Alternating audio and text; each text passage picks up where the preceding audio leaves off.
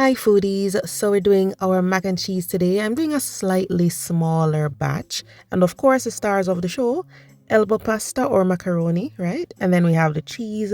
The main cheeses are Gouda, cheddar, and jack cheese. You can use whatever combination you like, but try and get some cheddar in there, okay? So I'm starting off with the roux, and the roux is what's gonna thicken up the sauce. So to make the roux, we start off with butter. I'm using unsalted butter. And then once it melts over low heat, we're gonna just whisk in some all-purpose flour. Just make sure you continue to whisk that because you want it to be nice and smooth, and just keep whisking it for about a minute to get rid of that, starchy taste from the flour, that flour taste. Yeah. So once it's nice and smooth, I'm adding heavy cream, and I'm doing so a little at a time just to make sure that it is whisked in properly, okay? So add that in a little at a time. And also I find that it's best to use room temperature or warm liquids when you're making this sauce. So instead of taking it straight from the fridge. And you can take it straight from the fridge, yes, but I find that it works better when it's not super cold. So see, it is getting in there. Just keep whisking. All right. You don't want this to lump up. And make sure your heat is on low, because if it's high, then it's just gonna burn. Okay. Now I'm adding evaporated milk. All you need to do is continue to whisk that in. And then if you feel comfortable, you can switch to a wooden spoon. I love this heat resistant whisk because I can, always use this in my non-stick pots. So guys, this white sauce has been simmering, low simmer for about 5 to 6 minutes. And we need to add the cheese at this point, okay? But before we do that, just want to show you the pasta. So I'm using regular dry elbow pasta, and I'm going to boil it in broth, salted broth, instead of plain water because it's going to give it more flavor. If you don't have broth, you can use a seasoning cube with water and just boil it, okay?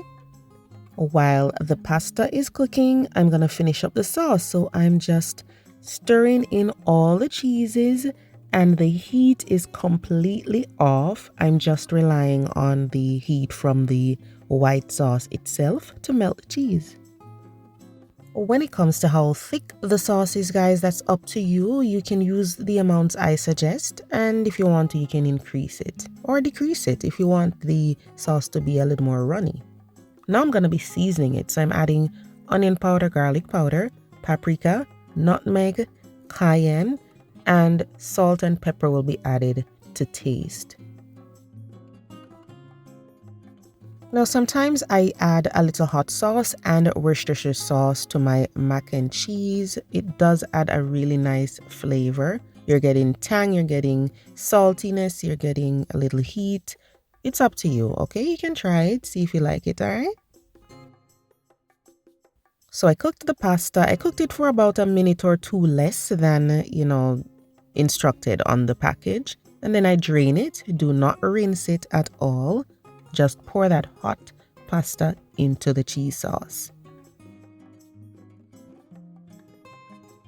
If at this point you feel like, it's a bit too thick, you can still stir in a little more evaporated milk over low heat and then pour it into your baking dish.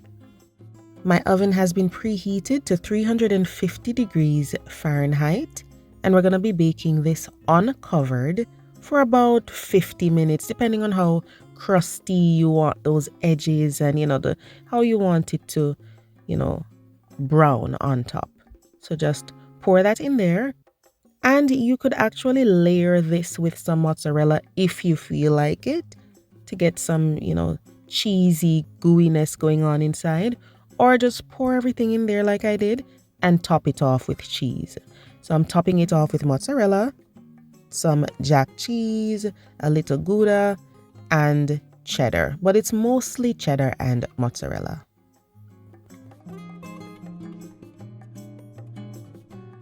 So make sure that oven is hot, guys, and you're going to bake this at 350 for about 50 minutes, more or less 50 minutes. You can always check on the mac and cheese.